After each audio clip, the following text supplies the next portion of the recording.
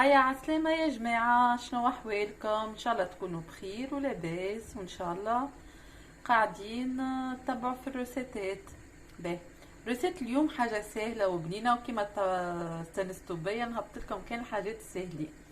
باهي، اليوم باش نعملوا سلطة تونسية.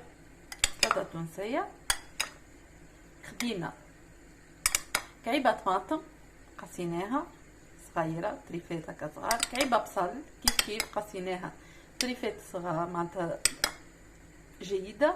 خدينا كعيبة خيار ولا كعيبة فاقوس كيما تحبوا، توا متوفر الخيار كيما تعرفوا فيه برشا منافع.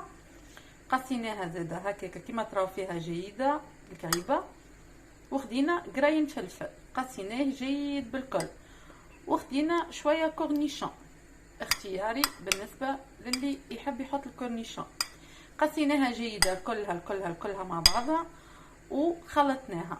توا خلطناها. العمدة والبنة في السلطة التونسية هي في تفويحها شوية. نوريكم توا التفويح متاعها كيفاش. وتوا يا جماعة باش نفوحوا السليطة متاعها كما قلنا. تفويحها زاده هي ساهل، اما العمدة على التفويح فما تفويحة خفيفة وبنينة. اول ايتاب نحطوا لها مغرفة خل، مغرفة خل ولا قارص كان ما عندكش الخل، اما هي تجي ابن بالخل.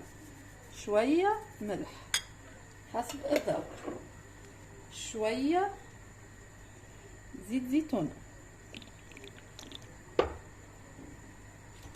والحاجة اللي باش تعطيها بنة وتزيدها بنة على بنة هي رشة نتاع نعناع شايح. نعملها رشة النعناع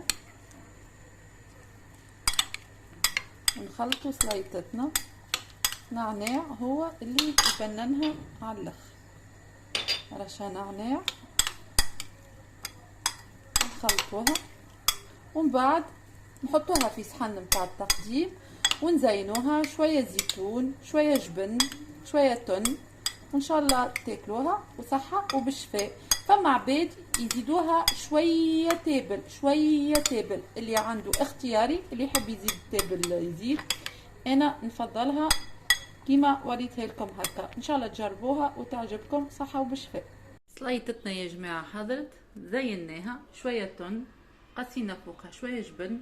ان شاء الله تعجبكم وتجربوها وتاكلوها وصحة وبالشفاء.